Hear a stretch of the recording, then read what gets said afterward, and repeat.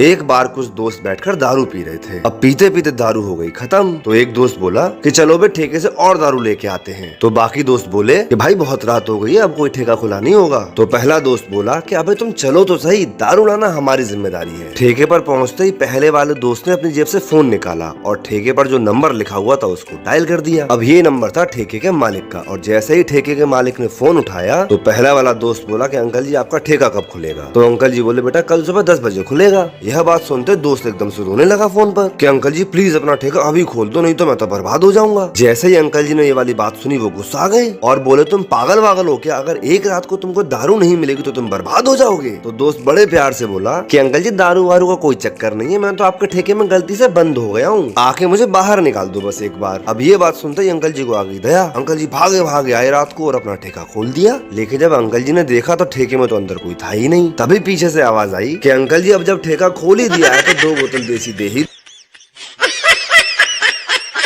एक किसान के पास 2 घड़े थे। एक घड़ा थोड़ा सा कहीं से फूटा था और दूसरा घड़ा सही था। किसान रोज नदी पर पानी भरने जाता था। वह घड़े को एक डंडे में बांधकर अपने कंधे पर दोनों तरफ लटका कर लाया करता था। लेकिन किसान के घर 1.5 घड़ा ही पानी पहुंच पाता था, बाकी रास्ते में ही गिर जाता था। ऐसा 2 सालों से हो रहा था। सही घड़े को इस बात का बहुत घमंड था कि वह पूरा का पूरा पानी घर पहुँचाता है। वहीं दूसरी तरफ फूटा हुआ घड़ा इस बात से बहुत शर्मिंदा रहता था कि वह आधा घड़ा ही पानी पहुंचा पाता है। एक दिन फूटा हुआ घड़ा किसान से बोला तुम मुझे इतनी दूर ले जाते हो लेकिन मैं आधा पानी ही घर पहुंचा पाता हूँ, मैं बेकार हूँ, तुम मुझे फेंक क्यों नहीं देते। किसान उस घड़े को अपने साथ लेकर गया और जब वह आधे रास्ते में पहुँचे तो उसने फूटे हुए घड़े से कहा तुम खुद को कभी बेकार मत समझना, ये जो रास्ते में रंग बिरंगे फूल लगे हैं ना, ये सब तुम्हारी वजह से है। मुझे तुम्हारी कमियां पता है, इसलिए तुम जिस तरफ रहते हो मैंने उस तरफ फूल के बीज बो दिए थे और मैं इन्हें रोज बेचता हूँ जिससे मेरा परिवार चलता है।